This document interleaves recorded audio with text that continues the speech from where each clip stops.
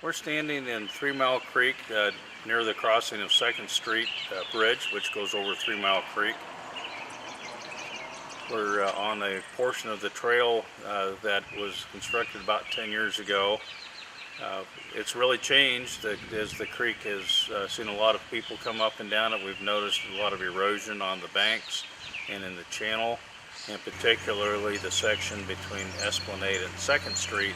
There was a lot of bank erosion and the channel was lowering, and ultimately it was time to do a project to stabilize that.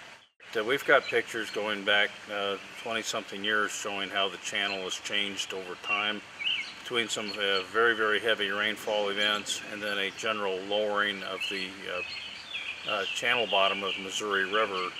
It has impacted 3 Mile Creek all the way upstream to probably 6th or 7th Street.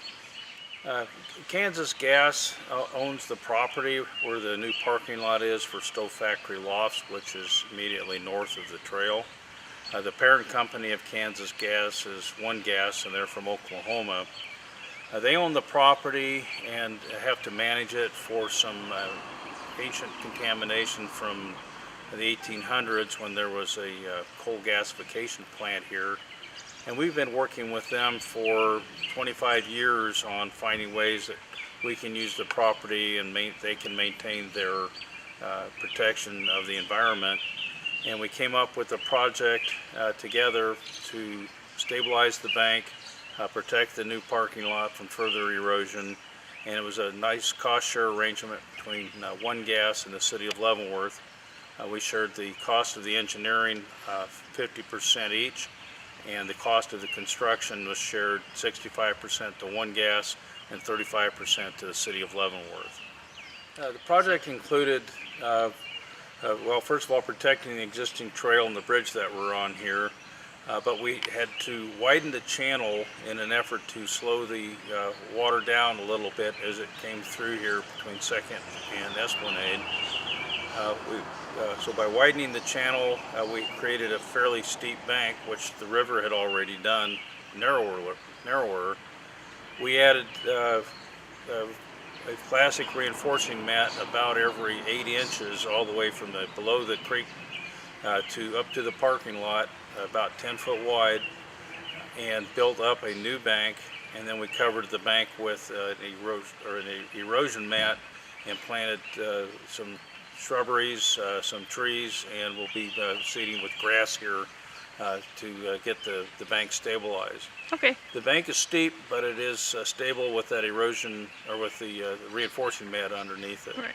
Then we also added 2 riprap dams at creek level and below to prevent the channel from eroding any deeper than it already has. Yeah, we planted a variety of what they call warm season species and native type species of plants and shrubs, everything from willow trees to a variety of grasses on the bank. That was part of the contract, and the city will be planting warm season grasses to further establish vegetation on the bank. The erosion blanket is designed to degrade over time. This is a little bit of an extreme application of it, where you see some of it may have deteriorated or be pulled out from the weight of the water or the weight of the soil. It's not really a problem. It would eventually go away over time. We just need to get the grass and the plants to grow in. One of the long-term visions that we had when we built the trail here in the creek was that it would expose people to see what happens to the environment as you throw away products.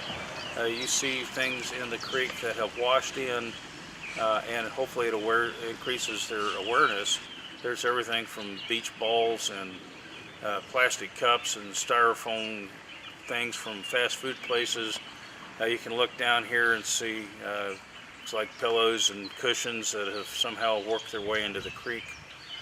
The number of people that use the creek and become aware of what actually the end result of throwing things away is, we think it increases public awareness and improves the general cleanliness of the community as people better understand what happens to their stuff they throw away. The pedestrian bridge on the trail was closed for a variety of reasons for probably about 3 years. That was because the sidewalks to the pedestrian bridge had eroded and had settled, and we didn't see that any repairs would be able to remain so people could safely use the trail. So we had to close it till this project was done.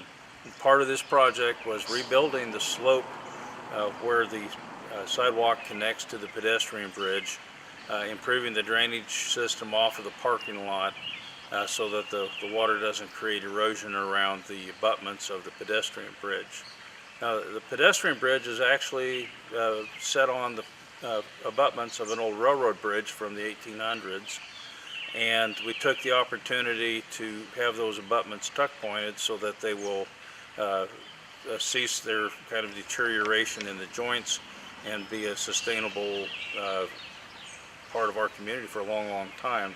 They've been here well over 100 years, and we expect to see them here for another 100 years with proper maintenance.